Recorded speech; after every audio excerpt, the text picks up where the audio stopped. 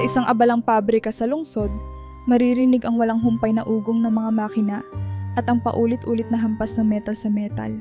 Dito araw-araw gumigising si Marco, isang payak ngunit masipag na manggagawa. Wala siyang reklamo sa buhay, bagamat pagod at pawis ang kanyang pang-araw-araw na kasama.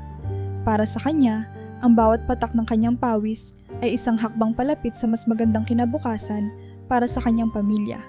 Ang kanyang pinakamamahal na asawa na si Liza at ang kanilang munting anak na si Miko. Kahit anong hirap ng trabaho, hindi iyon alintana ni Marco. Alas 5 pa lang ng umaga, nagbabangon na siya, nagmamadaling maligo sa malamig na tubig, at pagkatapos ay magtitimpla ng kape habang tahimik na pinagmamasdan ang mahimbing na tulog ng kanyang mag-ina.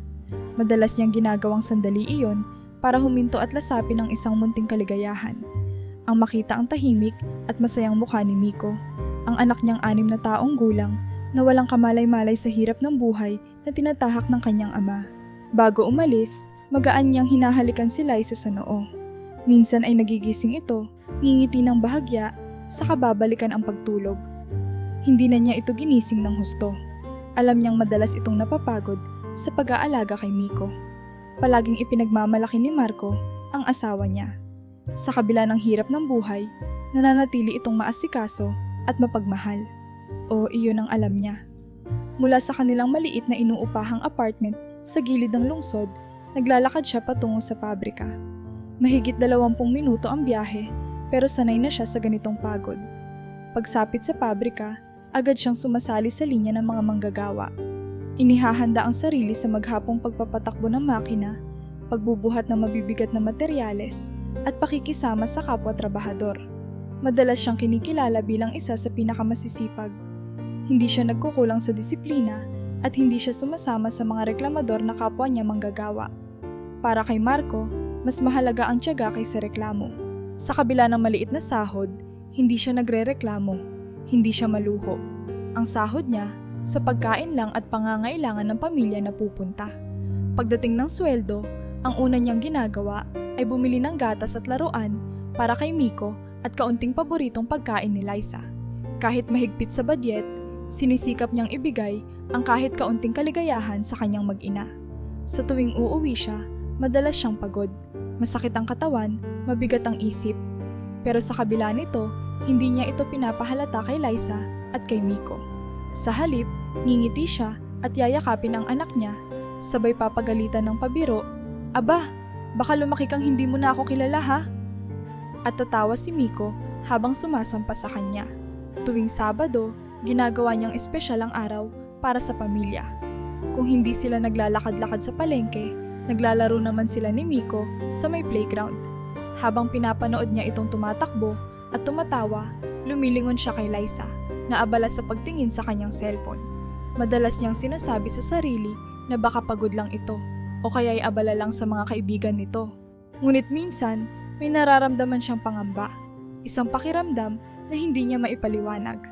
Sa kabila ng kasiyahan, may maliliit na pagbabago siyang napapansin. Kung dati si Liza mismo ang naghihintay sa kanya sa hapunan, ngayon ay madalas itong may dahilan. May sakit, inaantok, o kaya'y nasa labas kasama ang mga kaibigan. Kung dati puno ng kwento, si Liza tungkol sa buong araw nilang mag-ina, ngayon ay maikli na lang ang sagot nito. Pero ipinagkibit-balikat na lang niya iyon. Ayaw niyang maghinala. Noong kanilang anibersaryo, kahit maliit lang ang naipon niya, pinaglaanan pa rin niya ng paraan upang mapasaya si Liza. Matagal niyang pinag-ipunan ang isang munting regalo. Isang kwintas na nakita niya sa isang maliit na tindahan sa palengke. Hindi iyon mamahalin, pero pinili niya ito ng may pagmamahal. Noong inabot niya iyon kay Liza, nakita niya ang panandaliang pagtataka sa mga mata nito. Pero saglit lang iyon at napalitan ng isang matamis na ngiti. "Salamat, mahal," sabi nito, sa kanya ito niyakap. Naisip niya, baka nga pagod lang si Liza nitong mga nakaraang araw. Baka kailangan lang nilang bumawi sa isa't isa. Ngunit hindi niya alam na may lihim na siyang hindi nakikita. Ang kwintas na iyon, ang simpleng regalong buong puso niyang pinaghirapan, ay magiging paalala ng isang bagay na hindi niya kailanman inasahan.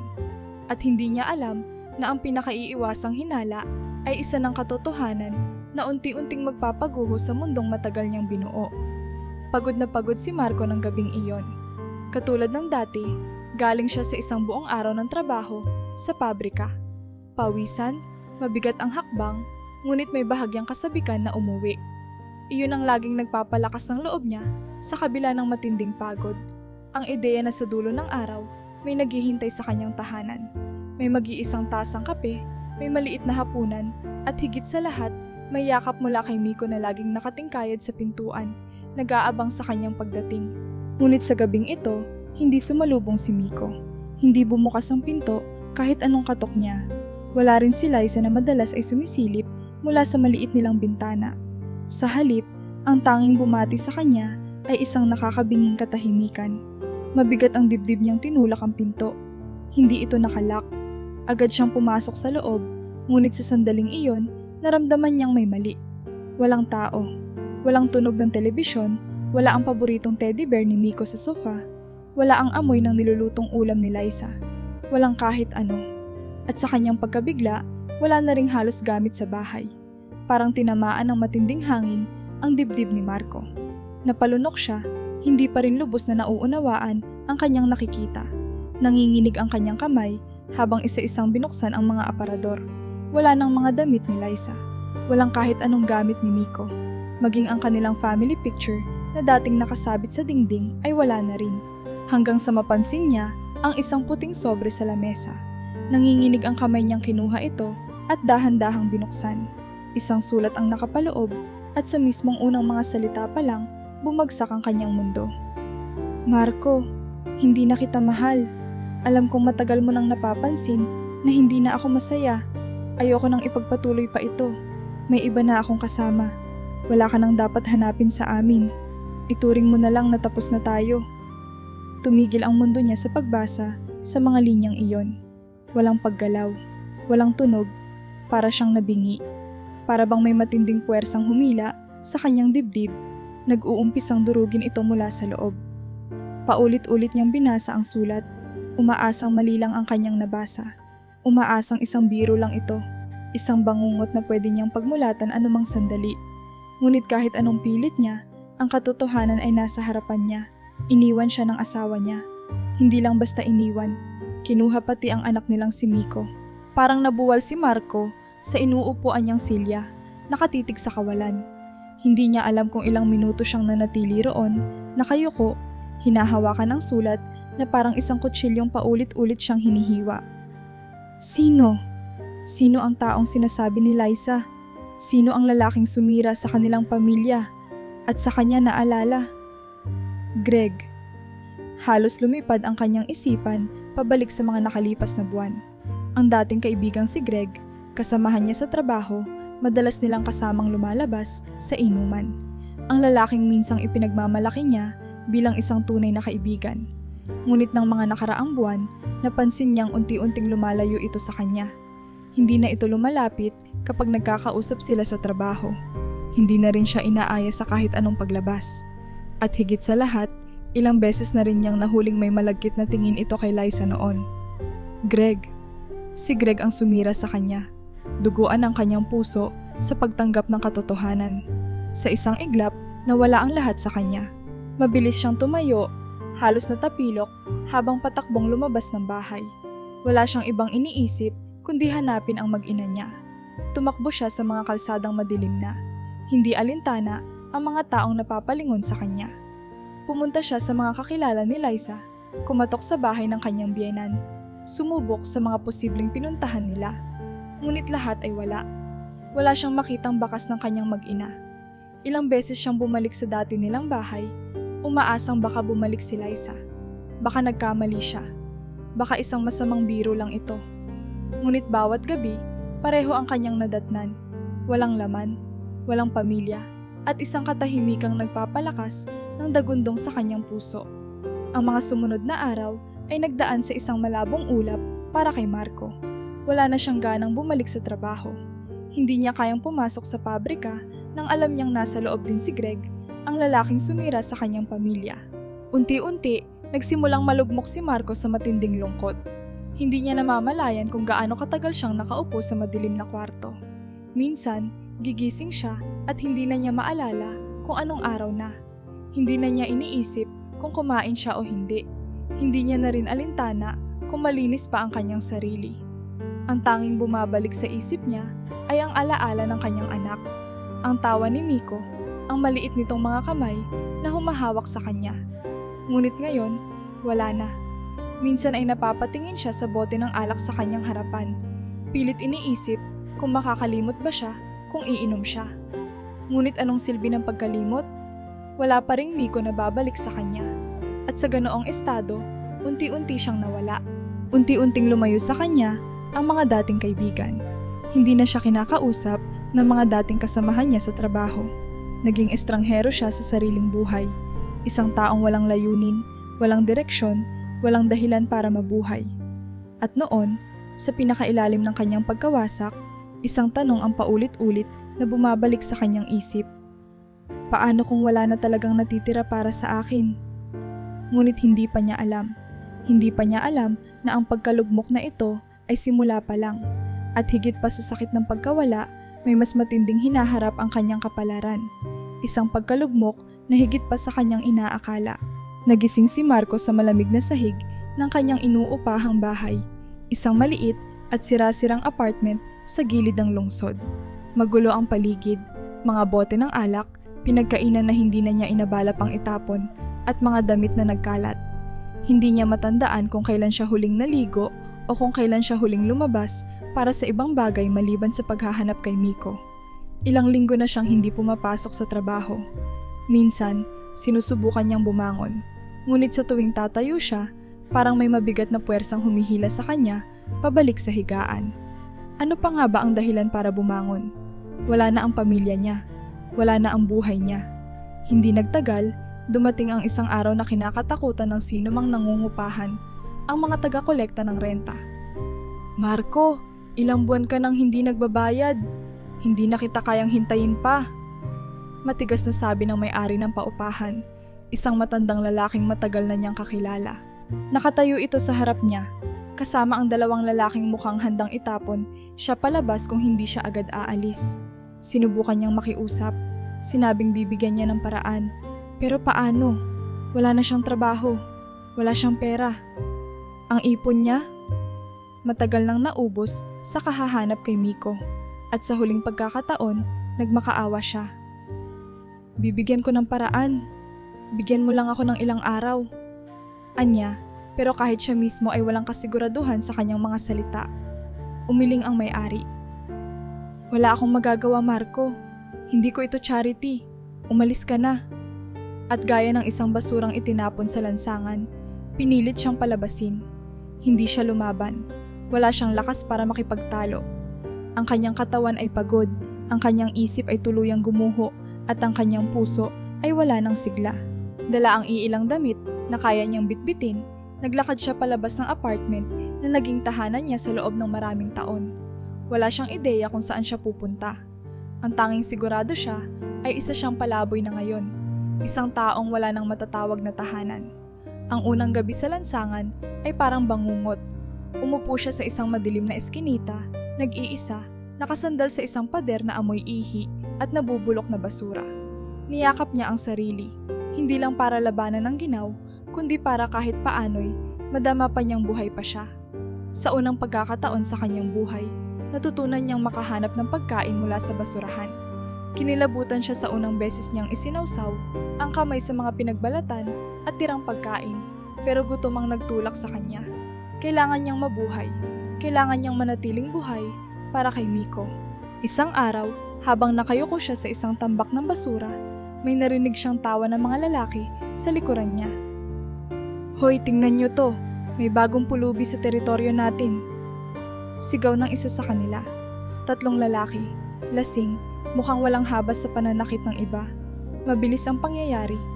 Bago pa niya namalayan, tinulak siya ng isa sa kanila, dahilan para mapahanduse siya sa maruming kalsada. Kung gusto mong mabuhay dito sa lansangan, dapat mong malaman ang mga patakaran. Anang pinuno nila. At ang unang patakaran, walang sakim. Lahat ng pagkain pantay-pantay. Sinipa siya ng isa sa kanila sa tagiliran. Napaluhod siya sa sakit. Nang akmang aabutin niya ang natagpuan niyang tirang tinapay, mabilis itong sinunggaban ng isang lalaki at itinapon sa kalsada. Napakapit siya sa kanyang tiyan. Pilit iniinda ang sakit hindi lang sa katawan, kundi sa kanyang pagkatao. 1 taon lang ang nakalipas. May pamilya pa siya. May trabaho. May bahay. Pero ngayon, isa na siyang pulubi. Ilang gabi pang dumaan at mas lalo siyang nasanay sa sakit. Napansin niya kung paano gumagalaw ang lansangan, kung paano ang mga tulad niyang wala ng pag-asa ay natutong mabuhay sa ilalim ng anino ng lungsod. Minsan ay may mababait na magbibigay ng pagkain. Minsan naman ay may mga taong sadyang manlalamang. At mas madalas, wala ni isang titigil para lang tingnan siya. Pero sa kabila ng lahat, may isang bagay siyang hindi isinuko. Si Miko. Bawat araw, sinusubukan niyang maghanap ng impormasyon. Nag-iikot siya sa iba't ibang sulok ng lungsod, nagtatanong sa mga bata, sa mga matatanda, sa sino mang maaaring nakakita sa kanyang anak. Ngunit palaging wala. Dumaan ang mga linggo. Ang dating matikas na si Marco ay naging payat, madungis, at halos hindi na makilala. Ang kanyang muka ay tinubuan na ng makapal na balbas. Ang kanyang mata ay hindi na kasing liwanag ng dati. Sa tuwing titingin siya sa salamin ng isang sasakyang nakapark, ang nakikita niya ay isang taong hindi niya kilala. Minsan, tinatanong niya ang sarili. Bakit pa siya nabubuhay? Bakit pa siya nagpapatuloy? Wala nang natitira sa kanya. Ngunit sa tuwing isasara niya ang kanyang mga mata, isang imahe ang palaging bumabalik. Ang masayang mukha ni Miko, ang kanyang tinig na tinatawag siyang tatay. At iyon lang ang dahilan kung bakit, sa kabila ng lahat, hindi pa rin siya sumusuko. Sa kabila ng lahat, hindi pa rin siya titigil sa paghahanap. Maagang nagising si Marco sa malamig na dampi ng hangin sa lansangan. Ang kanyang munting mundo ngayon ay isang lumang kariton na puno ng mga kalakal, mga bote, karton, at kung ano pang mapapakinabangan mula sa basura. Sa tabi nito, isang lumang trapal ang nagsisilbing pantakip sa kanya laban sa ulan at sikat ng araw. Hindi ito komportable, pero sa kabila ng lahat, ito na lang ang meron siya. Matagal na niyang tinanggap ang buhay bilang isang taong lansangan. Wala na siyang ibang pagpipilian. Ngunit kahit na wala na sa kanya ang lahat, trabaho, bahay, at pamilya, hindi pa rin niya tuluyang isinuko ang kanyang sarili. Nasanay na siya sa gutom, sa pangungutya ng mga dumadaan, at sa malamig na gabi kung saan wala siyang ibang mahigaan kundi ang sementadong kalsada. Ngunit sa umagang ito, may isang bagay na hindi pangkaraniwan. Habang pilit niyang iniunat ang kanyang naninigas na likod, napansin niyang may anino sa gilid ng kanyang kariton. May isang tao na nakahiga sa mismong itinuturing niyang tahanan. Hindi niya ito agad nakita dahil natatakpan ito ng mga nakasalansan niyang karton. Dahan-dahan siyang lumapit, maingat na tinanggal ang nakaharang na kahon, at doon niya nakita ang isang dalagang natutulog sa kanyang kariton. Napaatras siya sa gulat. Hindi pangkaraniwan sa lansangan ang makakita ng isang dalagang ganito kaayos, ganito kaganda. Ang babae ay mukhang galing sa isang mabuting pamilya. Maayos pa ang kanyang pananamit. Isang puting blusa na kahit medyo gusot ay halatang mamahalin. At isang paldang hindi mo aasahang makita sa sinumang palaboy sa lansangan. Mahaba ang kanyang buhok, bahagyang magulo, ngunit hindi kasing dumi ng mga taong matagal nang namamalagi sa kalye. Ang kanyang mukha ay tahimik, parang hindi nagising kahit sa ingay ng mga naglalakad sa paligid. Pero ang higit na nagpagimbal kay Marco ay ang bagay na nakasabit sa leeg ng dalaga. Isang kwintas. Hindi ito basta kwintas. Kilalang kilala niya ito. Ang parehong kwintas na ibinigay niya noon kay Liza sa kanilang anibersaryo. Ang kwintas na pinag-ipunan niya mula sa kanyang munting sahod sa pabrika. Ang kwintas na minsang isinuot ng babaeng minahal niya ng buo niyang puso. Hindi maaaring magkamali si Marco. Napalunok siya, nanginginig ang kamay habang unti-unting itinapat ang kanyang mukha sa dalaga. Tila may bumalik na alaala sa kanya. Mga gabing nag-uusap sila ni Liza, mga pangakong binitiwan nila sa isa't isa. Ngunit sa isang iglap, ang kwintas na dating simbolo ng pagmamahal ay naging isang palaisipan. Paano ito napunta sa babaeng ito? Dahan-dahan siyang yumuko at maingat na tinapik ang dalaga sa balikat. Miss, mahinahon niyang tawag. Wala itong reaksyon. Muli siyang lumapit at bahagyang niyugyug ito. "Miss, gising ka." Mas malakas na niyang sabi. Napasinghap ang babae at biglang napadilat. Napatingin ito sa kanya, malalaki ang matang halatang gulat at litong-lito. Agad itong umusod pa atras, halos mahulog mula sa kariton, bago lumingon sa paligid na parang hindi niya alam kung nasaan siya. "Sino ka?" Tanong ng dalaga, nanginginig ang tinig. Si Marco ang unang nagtanong. "Ako ang dapat magtanong niyan sa'yo. Bakit ka nandito?" Hindi agad nakasagot ang babae. Napatingin ito sa kanyang paligid, sa mga maruruming dingding, sa lansangang puno ng mga pulubi, bago nito hinawakan ang sariling ulo, tila nahihilo. "Anong ginagawa mo sa kariton ko?" Muling tanong ni Marco, mas mariing ngayon. "At bakit suot mo yan?" Tinuro niya ang kwintas. Tumingin ang babae sa kanyang leeg, parang noon lang napansin na may suot siyang kwintas. Dahan-dahan niyang hinawakan ito, saka muling tumingin kay Marco. "Ewan ko." Mahinang sagot ng dalaga. "Hindi ko alam." Napakunot ang noo ni Marco. "Anong ibig mong sabihin?" Napayuko ang babae, waring pilit na inaalala ang isang bagay. "Hindi ko alam. Hindi ko maalala." At noon, isang bagay ang naging malinaw kay Marco. Ang babaeng ito, kung sino man siya, ay hindi lang basta napadpad sa kanyang kariton. At ang kwintas na suot niya ay hindi isang simpleng pagkakataon. May mas malaking dahilan kung bakit sila nagtagpo, at may mas malalim na sikreto sa likod ng kanyang pagkawala ng alaala. Nakaupo sa gilid ng kanyang kariton, tahimik na pinagmamasdan ni Marco ang dalagang kaharap niya. Sa loob ng mahabang panahon ng pamumuhay niya sa lansangan, sanay na siya sa iba't ibang mukha. Mga pulubi, magnanakaw, sugapa, lasenggo. Pero hindi tulad ng babaeng ito. Iba siya. Maaliwalas ang kanyang mukha kahit marumi na ang kanyang damit. Ang buhok niya, bagamat magulo, ay halatang inalagaan noon. At higit sa lahat, ang suot niyang kwintas. Ang mismong kwintas na minsang naging simbolo ng pagmamahal ni Marco sa babaeng pinakamamahal niya noon. Gusto niyang isipin na nagkakataon lang ang lahat, pero may bumubulong sa isip niya na may mas malalim na dahilan kung bakit nandito ngayon ang dalagang ito. "Miss, anong pangalan mo?" Tanong niya, pilit na pinapakalma ang kanyang sarili. Tumitig ang dalaga sa kanya, parang iniisip kung sasagutin siya. Makalipas ang ilang saglit, binitiwan nito ang isang malalim na buntong hininga. "Andrea," mahina niyang sabi. "Ang alam ko lang, Andrea ang pangalan ko." Napakunot ang noo ni Marco. "Andrea? Iyon lang ang natatandaan mo?" Dahan-dahan siyang tumango. "Oo, hindi ko maalala ang iba. Hindi ko alam kung sino ako o paano ako napunta rito."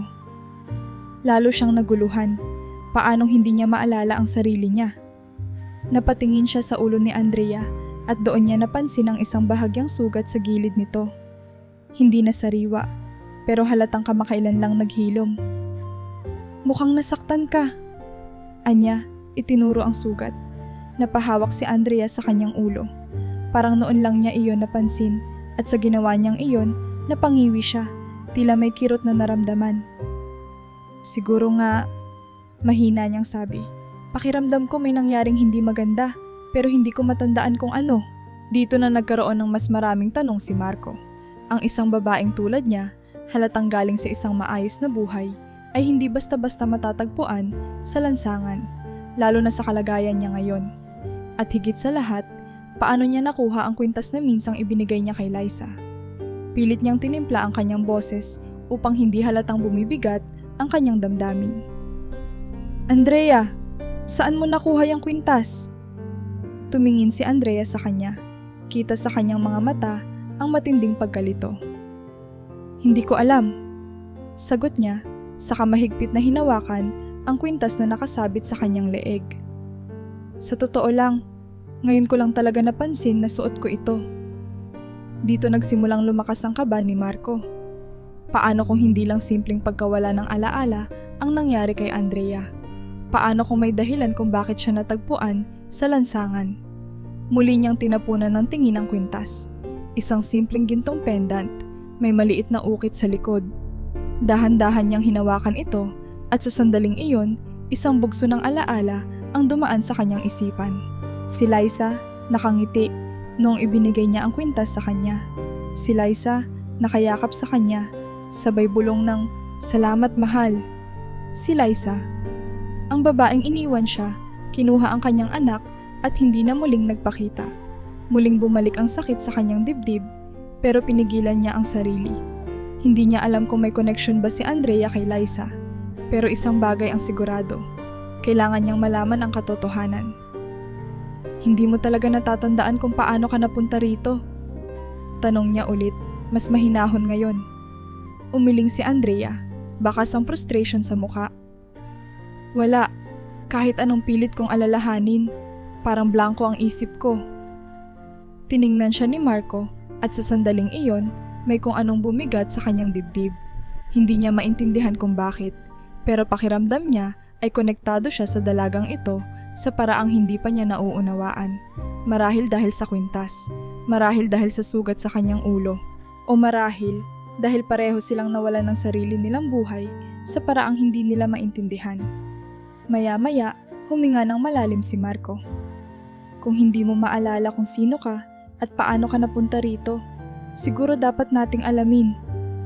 Napatingin sa kanya si Andrea. Kita sa kanyang mukha ang halo ng kaba at pag-asa. "Pero paano?" tanong niya. Napaisip si Marco. Hindi pa niya alam kung paano sisimulan, pero isang bagay ang tiyak, hindi niya pwedeng balewalain ito. Hindi lang dahil sa kwintas, hindi lang dahil sa pagkawala ng alaala ni Andrea, kung hindi dahil sa pakiramdam na ang babaeng ito ay maaaring may hawak na kasagutan sa mga tanong na matagal na niyang gustong malaman. At sa unang pagkakataon sa matagal na panahon, may naramdaman siyang bagay na matagal nang nawala sa kanya. Isang bagay na hindi niya inaasahan, pag-asa.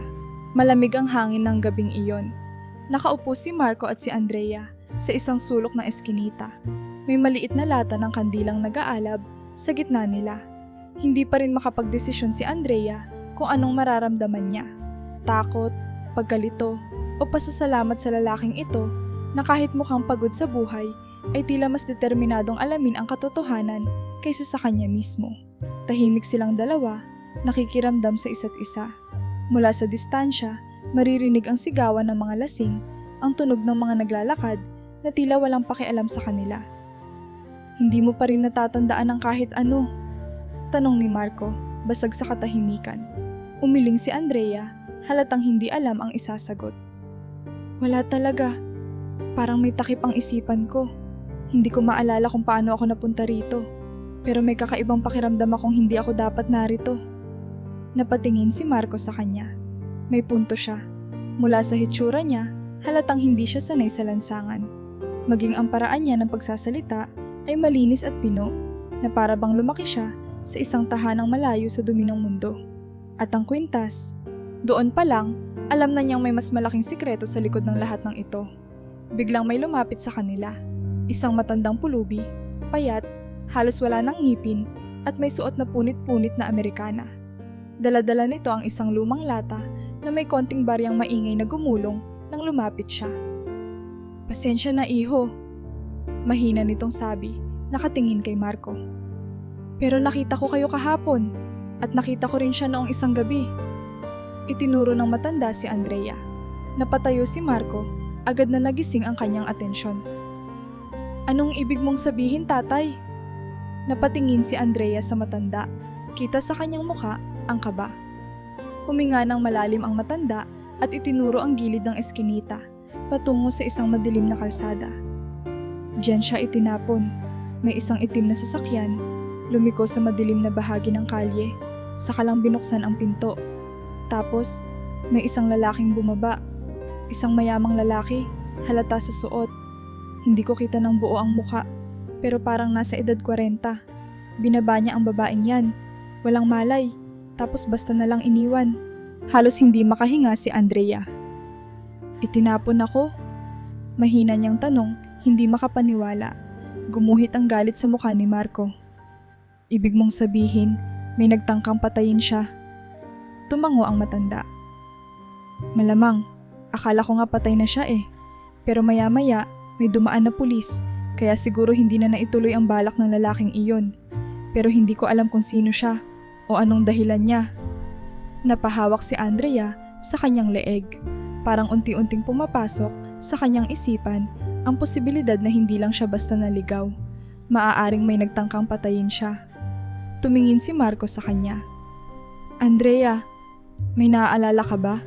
May kakilala ka bang nasa edad 40? Isang mayamang lalaki? Pero umiling lang si Andrea, halatang desperado nang maalala ang kahit anong detalye. Wala talaga. Biglang napansin ni Marco na may kung anong nakasulat sa palad ni Andrea. Hindi niya ito napansin kanina dahil marumi ito, pero nang lumapit siya, may mababakas siyang mga letra. Medyo kupas, pero malinaw na may sinulat gamit ang ballpen. Sandali lang, bulong ni Marco. Hinawakan niya ang kamay ni Andrea at pinunasan ito gamit ang basang piraso ng tela mula sa kanyang bulsa. Nakahinga siya ng malalim nang lumabas ang mga letra. 50B1 B. Santos Street. Natigilan silang dalawa. Ano to? Tanong ni Andrea, natatakot sa sariling kamay. Hindi ko alam, sagot ni Marco, pero isang bagay ang sigurado. Ito ang kanilang unang clue. Bumalik sila sa matanda, pero hindi na nito alam ang iba pang detalye. Pasensya na, iho. Isa lang akong matandang palaboy. Nakita ko lang ang nangyari, pero wala akong ideya kung ano ang dahilan. Napabuntong hininga si Marco. Muli siyang tumingin kay Andrea. May natatandaan ka ba sa address na to? Tanong niya. Mahinang umiling si Andrea. Parang hindi. Nagkatitigan silang dalawa. Pero ngayon, may direksyon na sila. May unang hakbang ng dapat nilang gawin. Puntahan natin, matapang na sabi ni Marco. Nagdadalawang isip si Andrea, pero sa totoo lang, wala siyang ibang pagpipilian. Kung gusto niyang malaman ang totoo, kung sino siya, ano ang nangyari sa kanya, kailangan niyang harapin ang sagot, kahit pa natatakot siya sa maaaring matuklasan. Tumayo silang dalawa. At sa unang pagkakataon mula nang magkita sila, alam na nila ang kanilang susunod na destinasyon. Madilim na nang marating nina Marco at Andrea ang 551B Santos Street, isang lumang bahay sa gilid ng isang tahimik na eskinita, malayo sa mga pangunahing kalsada. Halos wala nang buhay ang paligid. Ang mga poste ng ilaw ay kumikislap-kislap na tila isang ilusyong malapit ng maglaho. Ang mismong bahay ay mukhang matagal nang walang nakatira. Punit-punit ang mga kortina sa sirang bintana. May mga damong sumibol sa bitak-bitak na sahig ng harapan, at ang pintuan ay bahagyang nakabukas, tila matagal nang hindi isinara ng maayos. Tahimik silang dalawa, parehong hindi sigurado kung ano ang kanilang matutuklasan. Ito na yon? Bulong ni Andrea, mahigpit na yakap ang sarili sa gitna ng malamig na hangin. Tumingin si Marco sa bahay, dinama ang bawat detalye. Mukhang ang ito na, sagot niya. Pilit na itinatago ang kaba sa kanyang dibdib. Wala na tayong ibang paraan, kundi alamin kung anong meron dito. Dahan-dahan nilang tinulak ang pinto. Sa loob, sinalubong sila ng amoy ng lumang kahoy at alikabok. Ang bahay ay tila isang lugar na iniwan ng biglaan. May mga lumang gamit pang nakatambak, mga upuang natumba, at mga papel na nagkalat sa sahig. May ilang lumang kasangkapan sa paligid, isang sirang telebisyon, isang natipak na mesa, at isang lumang aparador sa sulok. Tumingin si Andrea sa paligid, para bang may bumabalik na alaala sa kanya, pero hindi pa malinaw. Hinaplos niya ang dingding, ang ibabaw ng lamesa, ang mga lumang gamit. Parang pamilyar ang mga ito, pero hindi niya maipaliwanag kung bakit. Parang, naging tahanan ko to, mahina niyang sabi. Pero hindi ko alam kung bakit. Napansin ni Marco ang isang bahagi ng dingding na puno ng mga lumang larawan. May ilang kupas na litrato ng isang batang babae. Malamang si Andrea noong bata pa siya. Pero ang isang larawan ang labis na nakapukaw ng kanyang pansin. Isa itong lumang litrato, medyo kupas na, pero malinaw pa rin ang mga mukha ng mga taong naroon. Sa gitna ng larawan, nakangiti si Andrea. Mas bata, marahil nasa edad 10 o 12. Sa tabi niya, isang babae, isang pamilyar na babae. Si Liza. Napasinghap si Marco. Hindi siya maaaring magkamali. Ang babaeng nasa larawan ay si Liza, Ang kanyang dating asawa, ang babaeng iniwan siya, kinuha ang anak niya at hindi na muling nagpakita. Pero bakit siya nandito? At hindi lang iyon. Sa tabi ni Liza at Andrea, may isa pang batang nasa litrato. Isang batang lalaking may maamong mukha, kulot ang buhok at may matamis na ngiti. Halos hindi makahinga si Marco nang mapagtanto kung sino iyon. Si Miko, ang anak niyang si Miko. Nanlaki ang kanyang mga mata, parang biglang piniga ang kanyang puso. Hindi niya inaasahan ito. Hindi niya kailanman inisip na makakakita siya ng larawan ni Miko sa ganitong lugar. Marco? Mahina, ngunit nanginginig ang tinig ni Andrea. Hindi siya makapagsalita. Itinuro niya lang ang litrato at halos hindi makapaniwala nang makita niyang nakatitig rin si Andrea dito. Parang biglang nagising ang isang parte ng kanyang alaala. Ito si Liza. Bulong niya, parang sinusubukang alalahanin ang mga piraso ng kanyang nakaraan. At ito si... Natigilan siya. Napahawak siya sa kanyang ulo, parang may matinding sakit na naramdaman. Andrea? Agad na lumapit si Marco, hinawakan siya sa balikat. Anong nangyayari? Huminga ng malalim si Andrea, nanginginig ang katawan. Parang kilala ko sila. Napatiimbagang si Marco. Hindi niya alam kung paano o bakit, pero isang bagay ang nagiging malinaw sa kanya ngayon. May malalim na connection si Andrea kay Liza at kay Miko. At marahil, ang babaeng ito ang susi sa paghahanap ng kanyang anak. Pero paano? Anong naaalala mo? Tanong niya, pilit na pinapakalma si Andrea. Pinilit nitong alalahanin ang lumulutang na alaala, pero hindi pa rin buo. Hindi ko alam, pero may nararamdaman akong connection sa batang ito. Itinuro niya si Miko. Parang matagal na kaming magkasama. Halos bumagsak si Marco sa iniwang bigat ng kanyang nadiskubre. Kung tama ang hinala niya, kung si Andrea ay may connection kay Miko, kung lumaki si Miko, nakasama si Andrea, ibig sabihin, nasa buhay na ni Andrea ang kanyang anak bago pa siya dumating sa lansangan. At kung totoo iyon, bakit hindi niya maalala? Bakit siya itinapon sa kalsada? Bakit may nagtangkang burahin siya mula sa mundo?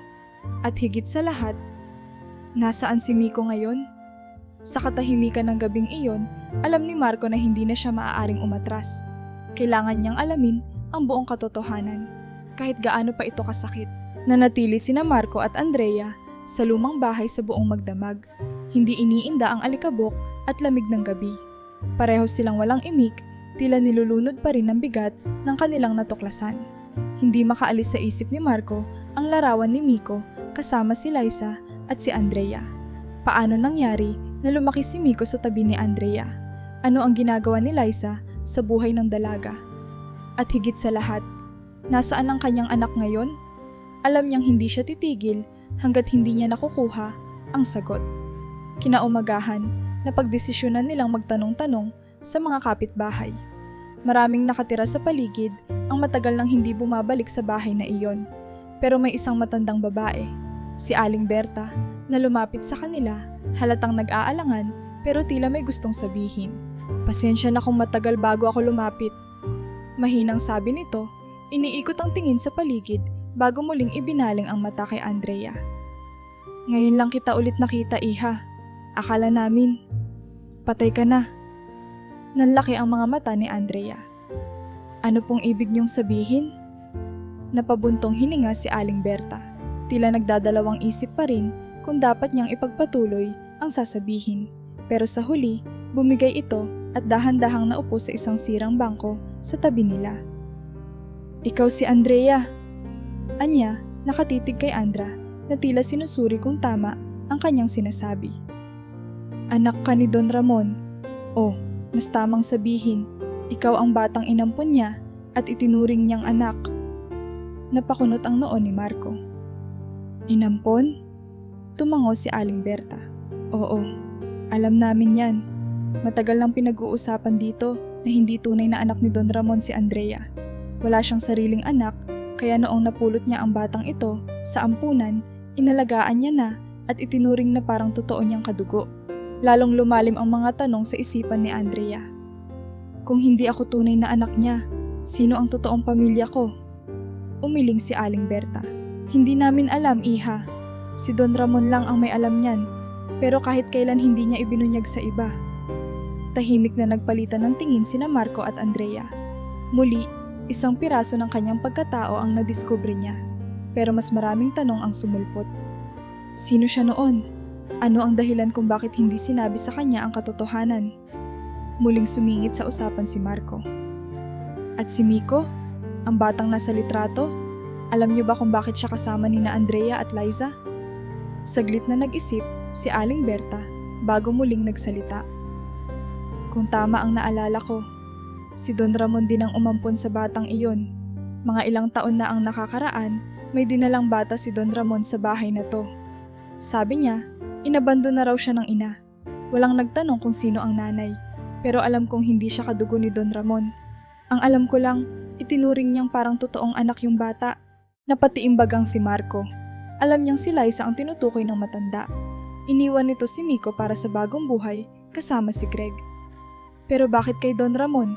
At bakit lumaki si Miko sa piling ni Andrea? Parang biglang lumambot ang mukha ni Aling Berta nang makita ang lungkot sa mga mata ni Marco. Ikaw ba ang ama ng bata? Mahinang tanong nito. Tumangos si Marco, hindi na nagtangkang magsinungaling. Matagal ko nang hinahanap ang anak ko. Napabuntong hininga ang matanda, tila naawa. Pasensya na, iho. Hindi ko alam kung nasaan siya ngayon. Pero isang bagay ang sigurado ko. Si Don Ramon ang nag-alaga sa kanya. Nagkahalong lungkot at pag-asa ang bumalot kay Marco. Alam na niya ngayon na buhay si Miko, pero hindi niya pa rin alam kung nasaan ito. Samantala, tahimik lang si Andrea, nakayuko, tila hindi pa rin alam kung paano tatanggapin ang lahat ng nalaman niya.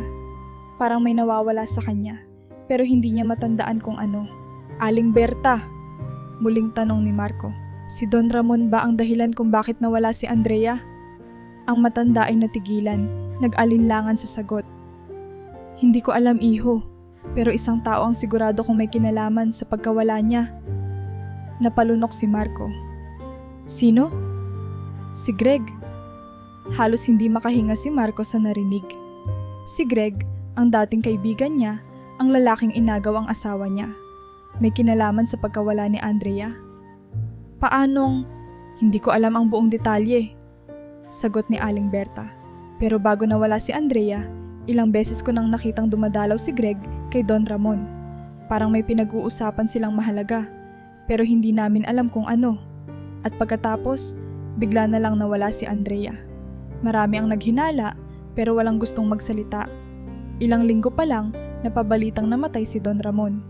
Mula noon, hindi na bumalik si Greg dito. Parang binagsakan ng mundo si Marco. Si Greg. Siya na nga ba talaga ang may kagagawa ng lahat ng ito? Muli niyang tiningnan si Andrea. Nakatulala ito, pilit inaalala ang lahat ng nangyari sa kanya. At doon nagsimulang sumiksik ang matinding hinala sa isipan ni Marco. Kung may kinalaman si Greg sa pagkawala ni Andrea, kung may alam siya tungkol kay Don Ramon at kay Miko, ibig sabihin, may mas malaking sikreto itong tinatago. At kung kaya nitong ipapatay si Andrea, paano kung may mas malalim pang dahilan kung bakit niya ginawa ito? Sa pagkakataong ito, hindi na lang paghahanap kay Miko ang magiging misyon ni Marco. Kailangan niyang malaman ang totoo. At kung si Greg nga ang dahilan ng lahat ng ito, hindi niya papayagang makaligtas ito sa kanyang mga kasalanan.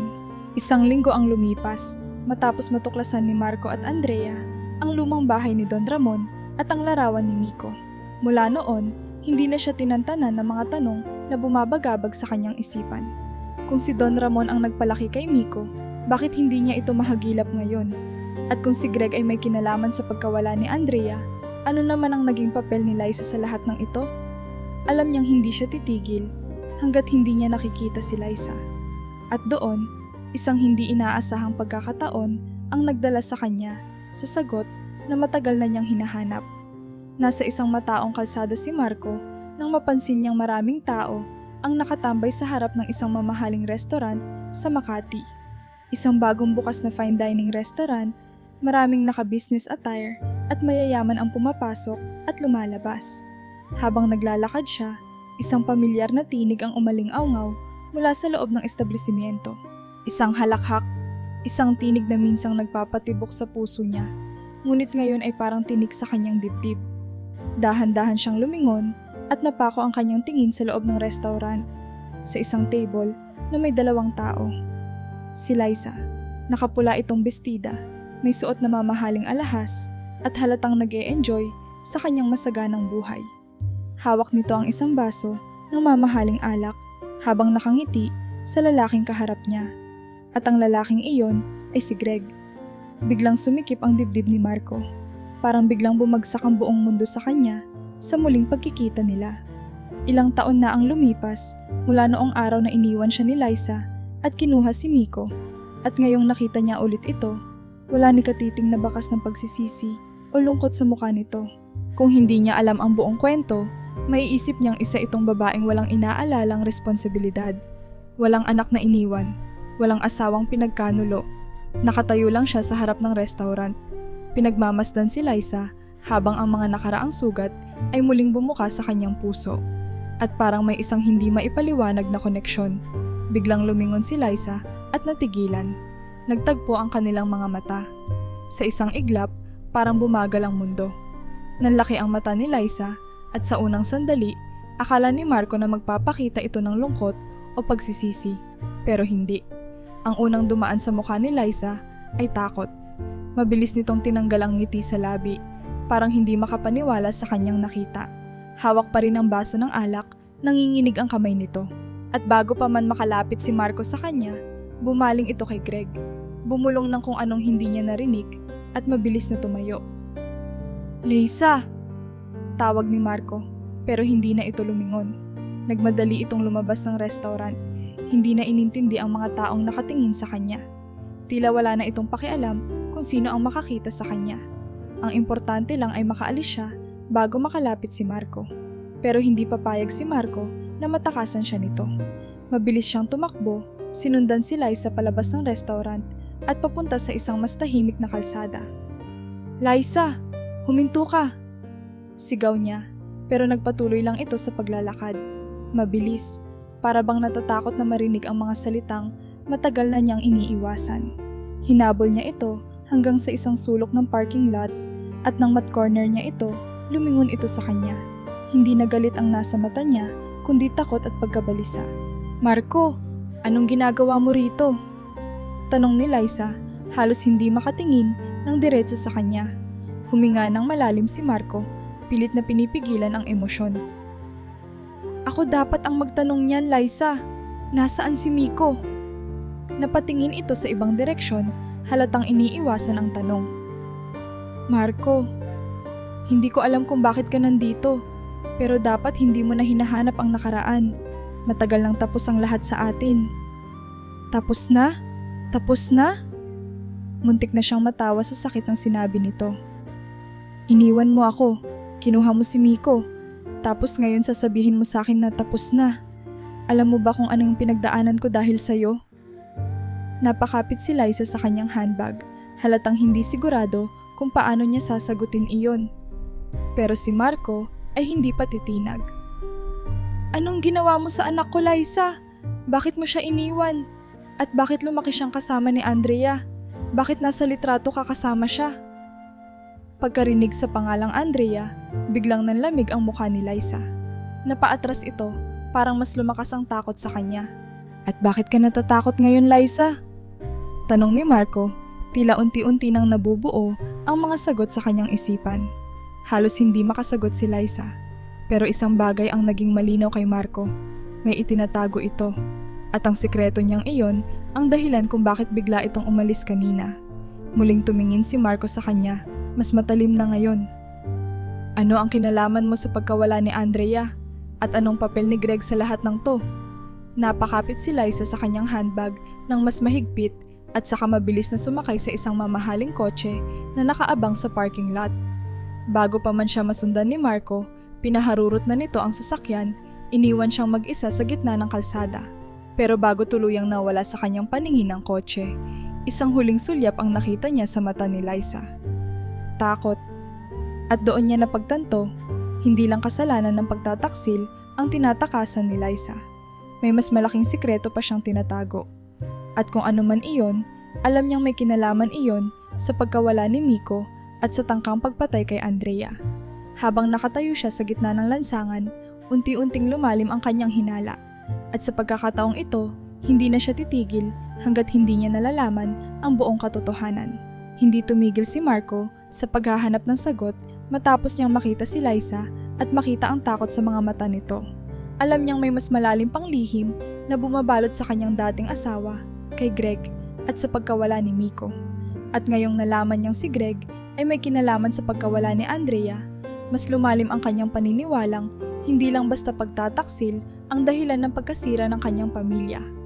Ngunit hindi niya inakalang ang kasagutan ay darating sa isang nakakagimbal na paraan.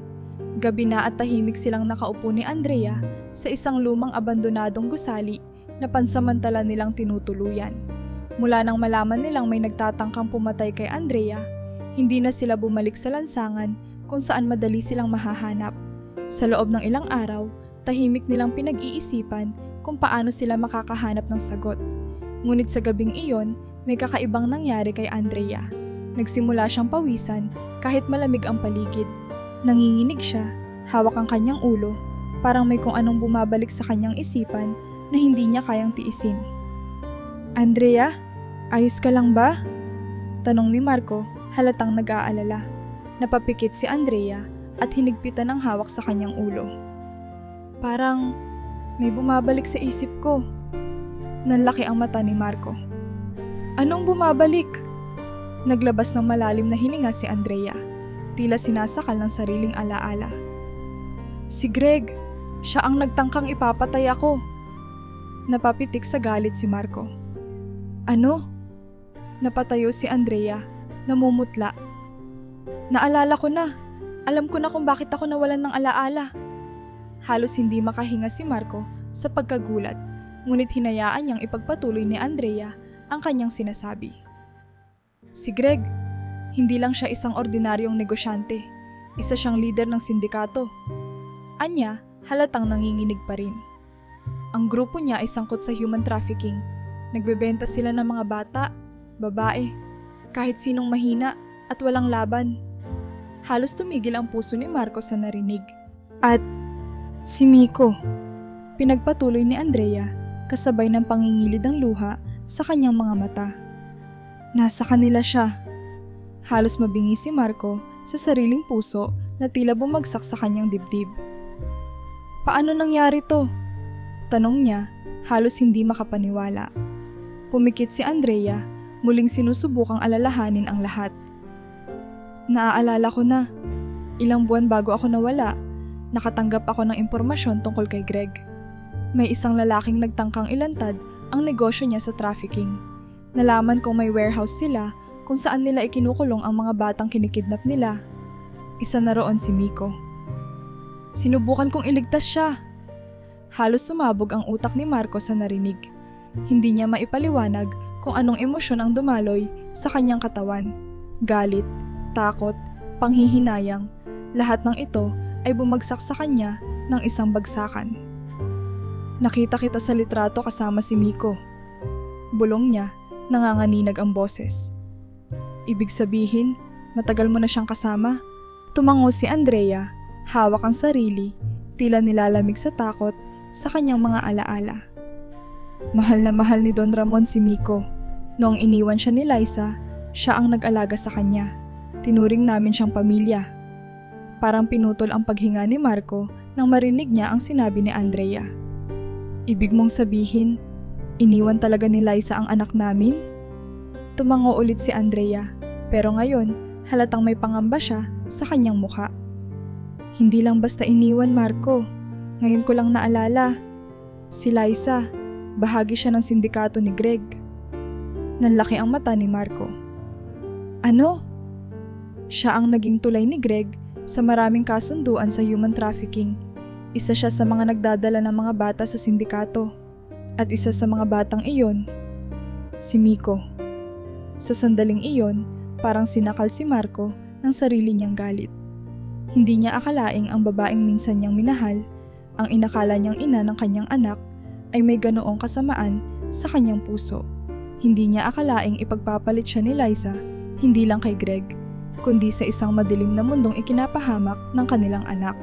Kung ganoon, napapikit si Marco, nagpipigil ng luha. Kaya niya iniwan si Miko dahil hindi siya mahalaga sa kanya. Tumingin si Andrea sa kanya, puno ng awa. Marco, patawarin mo ako kung ngayon ko lang naalala. Pero isang bagay ang sigurado, hindi lang basta nawala si Miko, nasa kamay siya ng mga halimaw. Dahan-dahang tumayo si Marco. Ramdam niyang nanginginig ang kanyang buong katawan. Hindi dahil sa takot, kundi dahil sa isang nag-aalab na poot na hindi niya kayang pigilan. Hindi lang ito tungkol kay Andrea. Hindi lang ito tungkol sa kanyang nakaraan.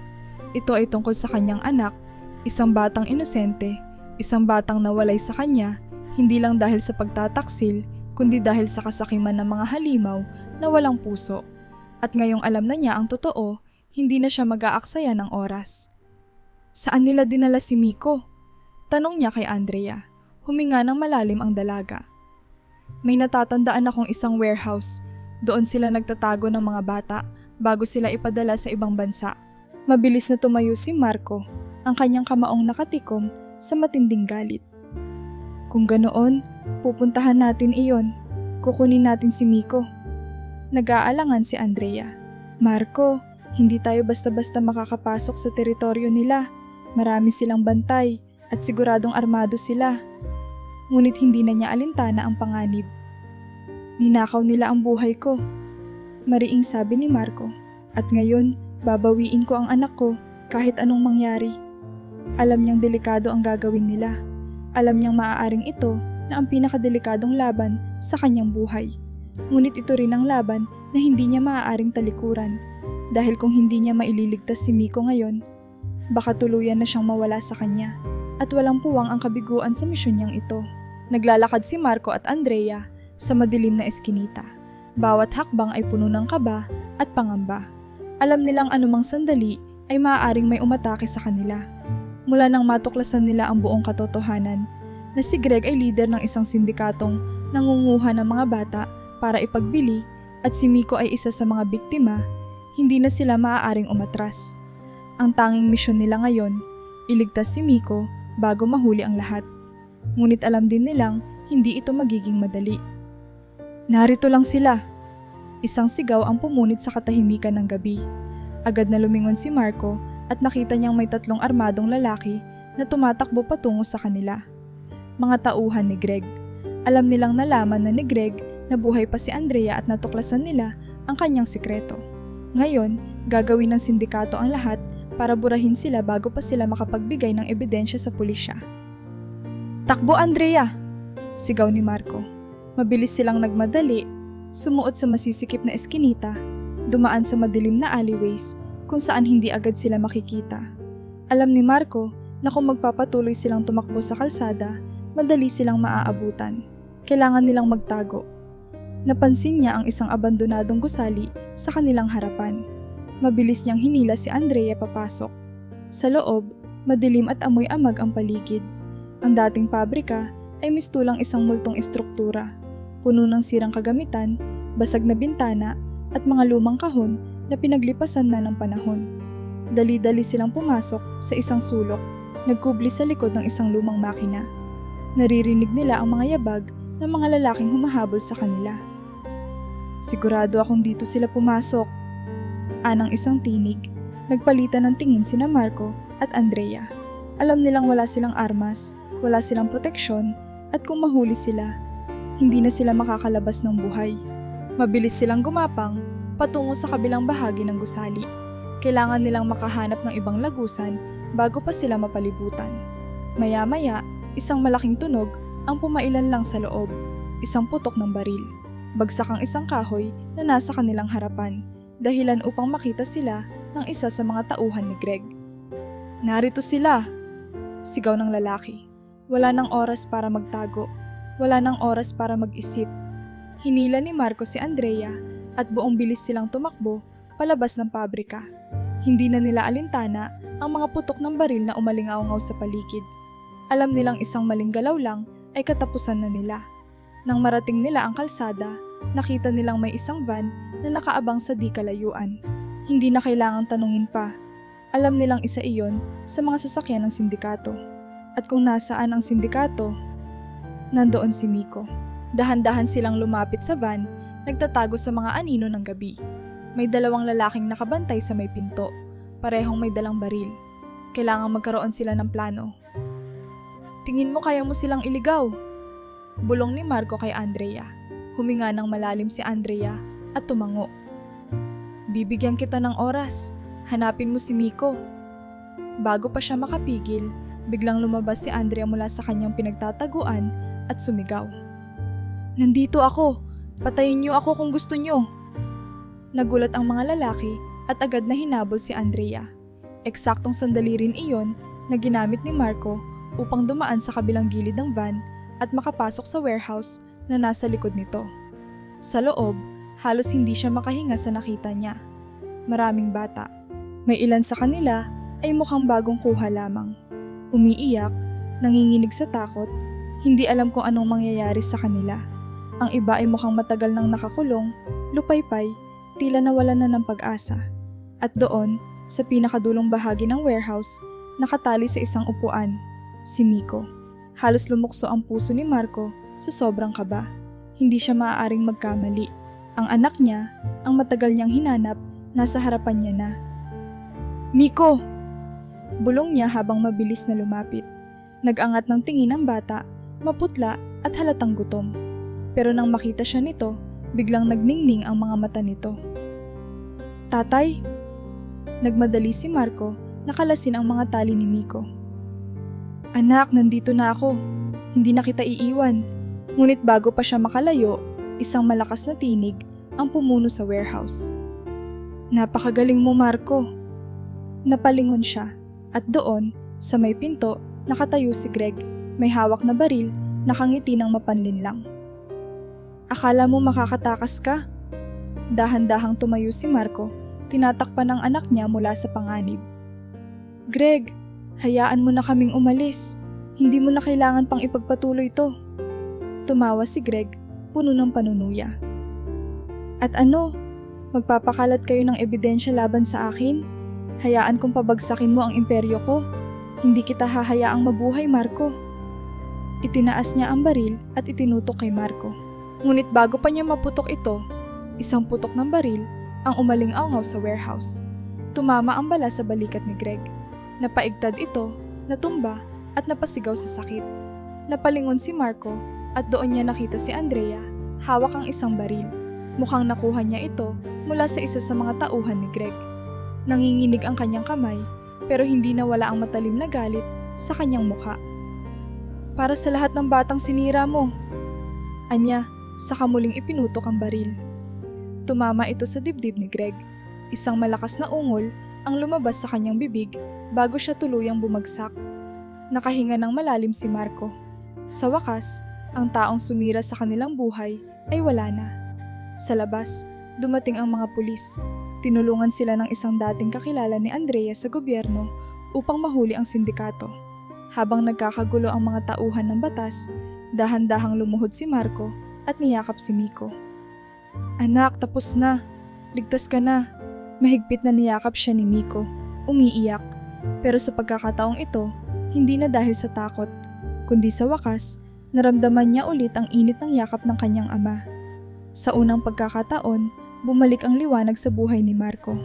At sa pagkakataong ito, hindi na niya hahayaang maagaw ito muli. Nagkalat ang pulis sa buong warehouse. Ang dating pugad ng kasamaan ay puno na ngayon ng ingay ng mga umiiyak na bata, ng mga alingawngaw ng galit at pagsisisi mula sa mga nahuli, at ng utos ng mga operatiba na nag-aaresto sa bawat miyembro ng sindikatong matagal nang nagtatago sa dilim. Si Greg ay nakahandusay sa sahig, wala ng buhay. Ang dating makapangyarihang lider ng sindikato ay ngayon isa na lamang bangkay na hindi na muling makakapanakit ng sinuman.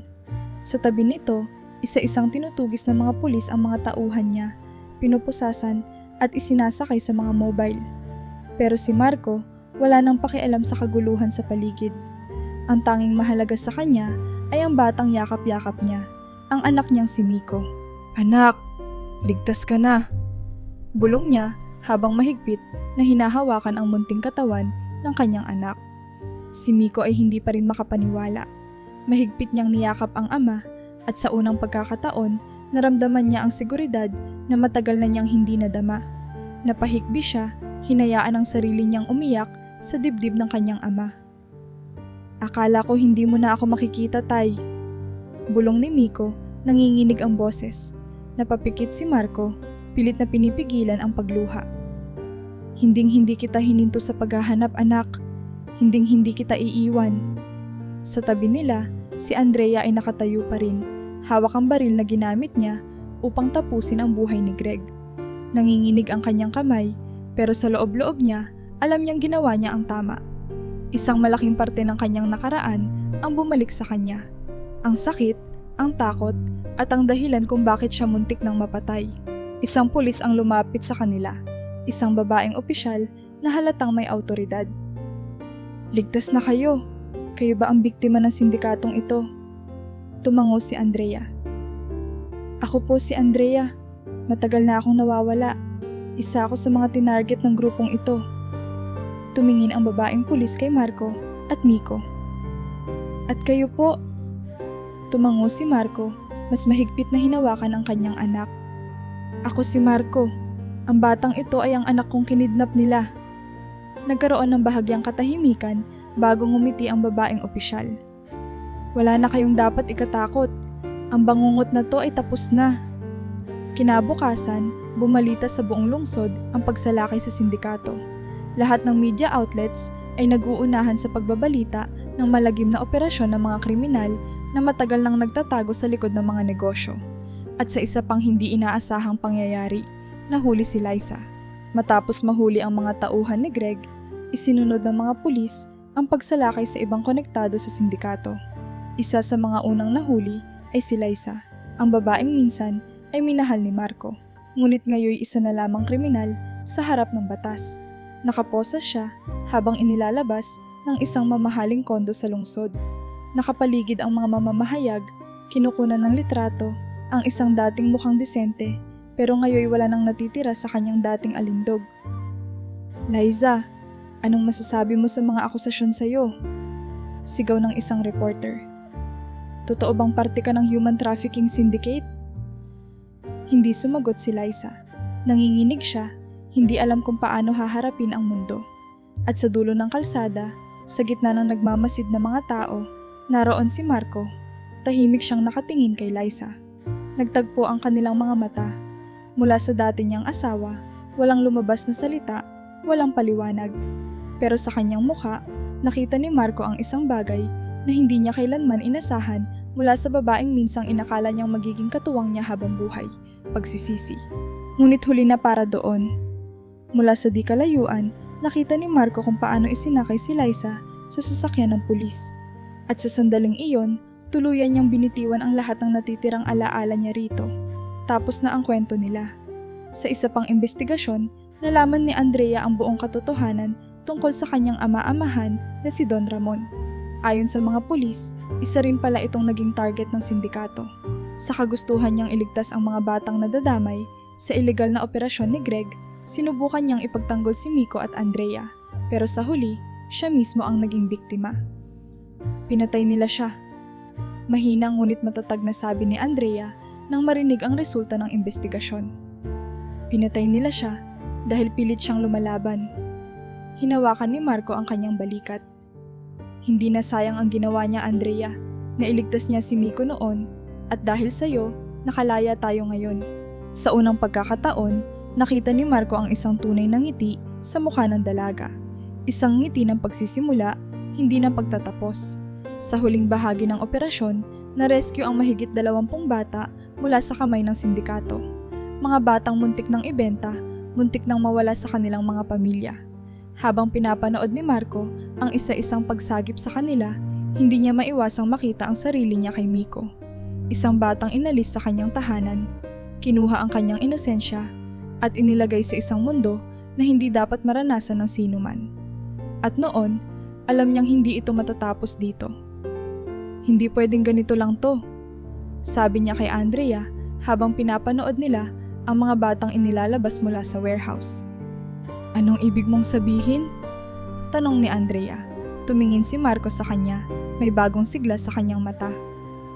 Kailangan nating gawin ang tama, hindi lang para kay Miko, hindi lang para sa atin, kundi para sa iba pang bata na maaaring maging biktima pa nila. Napalunok si Andrea. Gusto mong ipagpatuloy ang laban? Tumango si Marco. Oo, dahil kung hindi natin gagawin, sino pa? At doon, sa gitna ng pagkawasak ng isang sindikato, sa gitna ng mga batang natagpuan at ng katarungang nakuha nila, nagsimula ang isang bagong layunin sa buhay ni Marco. Hindi na lang ito tungkol sa kanyang anak, ito na ngayon ay tungkol sa lahat ng mga batang nangangailangan ng pagliligtas. Lumipas ang ilang buwan mula noong bumagsak ang sindikato ni Greg at nang maibalik si Miko sa piling ni Marco. Sa loob ng panahong iyon, marami ang nagbago, hindi lang sa kanilang buhay, kundi pati na rin sa kanilang mga sarili. Muli nilang tinahak ang daan patungo sa isang mas tahimik na buhay. Ngunit sa kabila ng katahimikan, may mga sugat pa ring nanatiling bukas. May mga alaala pang mahirap kalimutan. Si Miko, bagamat muling nasa piling ng kanyang ama, ay madalas pa ring nananaginip ng masamang panaginip. Maraming gabi siyang nagigising na umiiyak, hinahanap ang liwanag sa dilim ng kanyang gunita. Hindi madaling burahin ang takot na ipinaranas sa kanya ng mga halimaw na minsang kumontrol sa kanyang buhay. Si Andrea, sa kabila ng muling pagkakahanap sa sarili, ay patuloy pa ring nag-aayos ng kanyang mga natuklasang alaala. Patuloy niyang nilalabanan ang sakit ng pagkawala ng kanyang ama-amahang si Don Ramon, pati na rin ang trauma ng halos pagkamatay niya sa kamay ng taong minsan ay pinagkatiwalaan niya. At si Marco, sa kabila ng kanyang tagumpay na muling makuha ang kanyang anak, ay hindi pa rin tuluyang nakakahinga ng maluwag. Marami pa siyang kailangang harapin. Ang muling pagbuo ng buhay, ang pagpapatawad sa sarili sa mga panahong hindi niya naipagtanggol ang kanyang anak, at ang pagharap sa isang bagong hinaharap na hindi niya kailanman inakala. Ngunit sa kabila ng lahat ng ito, isang bagay ang malinaw. Hindi na sila kailanman babalik sa dati. Minsan, sa isang hapon na may mapayapang sikat ng araw, naglalakad si Marco sa isang maliit na lote sa labas ng lungsod. Katabi niya si Andrea at si Miko, parehong nakatingin sa lumang gusali na naroon. Ito ba ang sinasabi mo? Tanong ni Andrea, nakataas ang isang kilay habang pinagmamasdan ang nakatiwangwang na lugar. Tumango si Marco, isang munting ngiti ang gumuhit sa kanyang labi. Oo, dito magsisimula ang bagong tahanan para sa mga batang tulad ni Miko. Ang dating lumang gusali ay magsisimulang gawing isang foundation para sa mga batang nawalan ng pamilya, para sa mga batang naging biktima ng lansangan, at para sa mga tulad ni Miko na minsang naging biktima ng pang-aabuso. Sa tulong ng ilang organisasyong nag-alok ng suporta, matapos lumabas ang balita tungkol sa pagsagip kay Miko at sa ibang bata mula sa sindikato, nakuha ni Marco ang pondo upang itayo ang foundation na matagal na niyang pinag-iisipan. Napangiti si Andrea habang hinahaplos ang lumang pader ng gusali. Alam mo ba kung anong ironic? Ano? Dati, ikaw mismo ang natulog sa lansangan. Walang matakbuhan, walang kasiguraduhan kung mabubuhay ka pa kinabukasan. Pero ngayon, ikaw ang gagawa ng tahanan para sa mga batang kagaya mo noon. Napatawa si Marco, pero sa ilalim ng kanyang tawa, alam niyang may katotohanan sa sinabi ni Andrea. Minsan, nakaluhod siya sa basurahan, naghahanap ng pagkain. Ngayon, gagamitin niya ang kanyang kwento upang baguhin ang buhay ng iba. Napatingin si Miko sa kanyang ama. Tay, ibig sabihin ba nito, maraming bata ang makakahanap ng tahanan dito? Tumingin si Marco sa kanyang anak, saka hinawakan ito sa balikat. Oo anak, walang batang dapat matulog sa lansangan. Walang batang dapat matakot na baka hindi na siya magising kinabukasan. At sisiguraduhin nating mangyayari yon. Habang lumipas pa ang mga buwan, mas lumalim ang koneksyon ni Marco at Andrea. Naging natural ang kanilang pagsasama. Hindi man nila ito inasahan, pero unti-unting nabuo ang isang bagay na hindi nila kailanman nakita noon. Hindi lang ito pagkakaibigan. Hindi lang ito pasasalamat. Ito ay isang bagay na lumago mula sa mga sugat na kanilang pinagdaanan. Isang bagay na isinilang mula sa matibay na pundasyon ng pagtitiwala at pagkakaunawaan. Minsan, sa isang tahimik na gabi, nasa bubong sila ng isang maliit na bahay, kung saan pansamantala silang nakatira habang ginagawa ang foundation. Si Miko ay mahimbing nang natutulog, habang silang dalawa ay tahimik na nakatingin sa mga bituin. Napangiti si Andrea. Alam mo, dati, ang tanging alaala ko lang ay ang takot, ang pagkawala. Pero ngayon, para bang unti-unti ko nang natatagpuan ang sarili ko. Tumingin si Marco sa kanya, tahimik na nakikinig. Sa lahat ng pinagdaanan natin, patuloy ni Andrea, hindi ko naisip na darating ang araw na makakaramdam ulit ako ng kapayapaan. At ikaw ang dahilan kung bakit ako nandito ngayon. Hindi agad nakasagot si Marco. Tiningnan niya ang bituin sa langit. Ang parehong langit na minsang tinitingnan niya noong wala siyang pag-asa sa buhay. Noong iniisip niyang wala nang saysay ang lahat. At ngayon, nandito siya. Buhay, may anak, at sa tabi niya, isang babaeng hindi niya kailanman inasahang magiging parte ng kanyang mundo. Dahan-dahan niyang hinawakan ang kamay ni Andrea. Hindi ito bumitaw. Sa ilalim ng kalangitan, sa ilalim ng mga bituin, na minsang nagmistulang malamig na saksi sa kanyang paghihirap, ngayon ay naging saksi sila sa isang bagong kabanata. Isang bagong simula. Para kay Marco, para kay Andrea, at higit sa lahat, para kay Miko.